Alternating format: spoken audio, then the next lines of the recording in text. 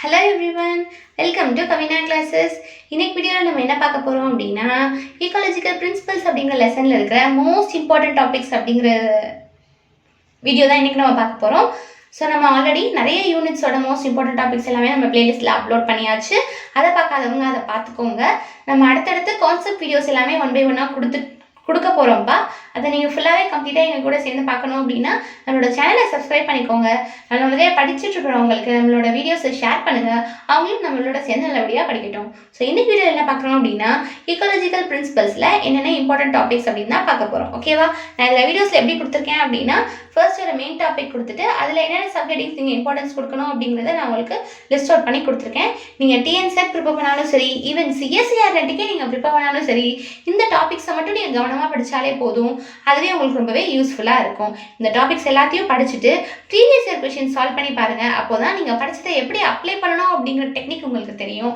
அதை நீங்கள் சால்வ் பண்ணி பார்த்துட்டீங்க அப்படின்னா அதுவே உங்களுக்கு ரொம்பவே மோர் தென் இனஃபாக இருக்கும் எக்ஸாம் ப்ரிப்பரேஷனுக்கு. இப்போ நம்ம இம்பார்ட்டன்ட் டாபிக்ஸ் பார்த்துடலாம்.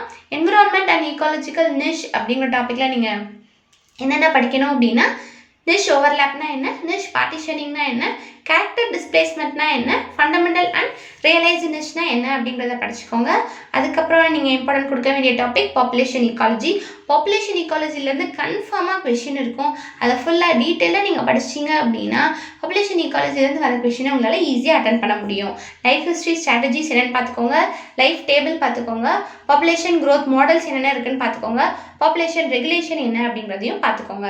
அடுத்த டாபிக் நீங்கள் என்ன இம்பார்ட்டன்ஸ் கொடுக்குறீங்க அப்படின்னா, கம்யூனிட்டி ஈக்காலஜி. கம்யூனிட்டி ஈக்காலஜி என்னென்ன படிக்கணும் அப்படின்னா, ஸ்பீஷிஸ் ரிச்னஸ்னா என்ன, ஸ்பீஷிஸ் ரிச்னஸ்னால் அதை நம்ம எப்படி கேல்குலேட் பண்ணுவோம், அதோட ஃபார்முலா என்ன, அதே மாதிரியே ஸ்பீஷிஸ் ஈவன்னஸ்னா என்ன, அதை நம்ம எப்படி கேல்குலேட் பண்ணுவோன்ற ஃபார்முலா, ஸ்பீஷிஸ் டைவர்சிட்டி இண்டெக்ஸை கேல்குலேட் பண்ணணும் அப்படின்னா அதுக்கு நம்ம என்ன ஃபார்முலா யூஸ் பண்ணுவோம், then alpha beta and gamma டைவர்சிட்டினா என்ன, அதை நம்ம எப்படி டெரைவ் பண்ணுவோம். இப்போ ஒரு வேளை நீங்கள் கான்செப்ட்ஸ் படிக்கிறீங்க, உங்களுக்கு நியூமரிக்கல்ஸ் கேட்குறாங்க அப்படின்னா நீங்கள் படித்த கான்செப்டை நியூமரிக்கல்ஸ்க்கு நீங்கள் அப்ளை பண்ணுற மாதிரி என்ன பண்ணிக்கோங்க அப்படின்னா இந்த கான்செப்ட்ஸ் எல்லாத்தையுமே டீட்டெயிலாக படிச்சுக்கோங்க.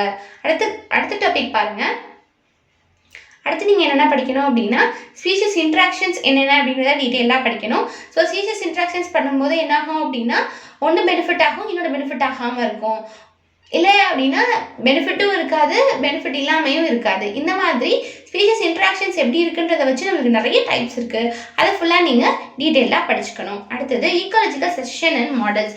ஈக்காலஜிக்கல் செஷனை வச்சு நம்மளுக்கு நிறைய கான்செப்ட்ஸ் இருக்குது. ஸோ ஈக்காலஜிக்கல் செஷனில் செஷனோட ஸ்டேஜஸ் என்னென்ன, ஒரு ஸ்டேஜ்லேயும் அது எப்படி இருக்கும், சீரியல் ஸ்டேஜ்லாம் டீட்டெயிலாக படிக்கணும். அந்த சீரியல் ஸ்டேஜில் இருக்கிற அந்த ஆர்கானிசம்ஸோட எவல்யூஷன் எப்படி இருக்கும், ஃபர்ஸ்ட் என்ன வரும், அதுக்கப்புறம் என்ன ஆகும் அப்படிங்கிறது எல்லாத்தையுமே நீங்கள் வரிசையாக ஹைரார்கி படி லிஸ்ட் அவுட் பண்ணி படிச்சிங்க அப்படின்னா உங்களுக்கு இந்த கான்செப்ட் உங்களுக்கு ஈஸியாக இருக்கும்.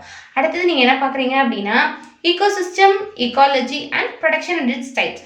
இப்போ தான் ஈகோசிஸ்டம்குள்ளே வரும். ஸோ ஈகோசிஸ்டம் ஈக்காலஜியில் ஈகோசிஸ்டமோட பேசிஸ் எல்லாத்தையுமே முடிச்சுட்டு ஈகோசிஸ்டமோட ப்ரொடக்ஷன் வச்சு நம்ம எப்படின்னா அதை நம்ம டைப்பாக டிவைட் பண்ணியிருக்கோம் அப்படிங்கிறத படிச்சுக்கோங்க.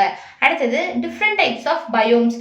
பயோம்ஸில் உங்களுக்கு என்னென்ன டைப்ஸ் இருக்குது, டிஃப்ரெண்ட் டைப்ஸ் ஆஃப் பயோம்ஸ் என்னென்ன, அந்த பயோம்ஸை நம்ம எப்படி கேட்டகரைஸ் பண்ணுறோம், அந்த பயோமோட ஃபீச்சர் என்ன, அங்கே டெம்பரேச்சர் எவ்வளோ இருக்குது, ரெயின்ஃபால் எவ்வளோ இருக்குது, அங்கே இருக்கிற மற்ற ஃபிசிக்கல் ஃபீச்சர்ஸ்லாம் என்ன, அதுக்கேற்ற மாதிரி அங்கே இருக்கிற பயோமில் இருக்கிற ஸ்பீஷஸ் எப்படி ரியாக்ட் பண்ணுது அப்படிங்கிற மாதிரி அந்த பயோவை பற்றின டீட்டெயில்டு திங்ஸ் ஃபுல்லாகவே பார்த்துருங்க. அடுத்தது ஐலாண்ட் பயோஜியோகிராஃபி. ஐலாண்ட் பயோஜியோகிராஃபி ரொம்ப இம்பார்ட்டன்ட்பா. இமிக்ரேஷன் ரேட் எவ்வளோ இருக்குது, எமிக்ரேஷன் ரேட் எவ்வளோ இருக்குது அப்படிங்கிறத பொறுத்து அதை நீங்கள் டீட்டெயிலாக படிச்சுக்கணும். அடுத்தது conditions make species more prone to extension. இப்போ எக்ஸ்டென்ஷன் ஒரு ஸ்பீஷஸ் நம்ம ஆகுது அப்படின்னு சொல்கிறோம்னா அதுக்கு நம்மளுக்கு நிறைய ரீசன்ஸ் இருக்கும் இல்லையா. நம்மளே ஒரு பேராமீட்டர்ஸ் வச்சுருப்போம் இல்லையா, ஐசிஎன்ல ரெட் லிஸ்ட் ப்ரிப்பேர் பண்ணும்போதுல. ஸோ அந்த கேரக்டரிஸ்டிக்ஸ் என்னென்ன, இந்த கேரக்டரிஸ்டிக்ஸ் இந்த ப்ராப்பர்ட்டிஸ் எல்லாம் இருந்தது அப்படின்னா இந்த ஸ்பீஷஸை நான் இந்த கேட்டகரியில் போய் வைக்கலாம் அப்படின்னு படிப்போம்ல. ஸோ அதை எல்லாத்தையுமே நீங்கள் டீட்டெயிலாக படிச்சிடணும்.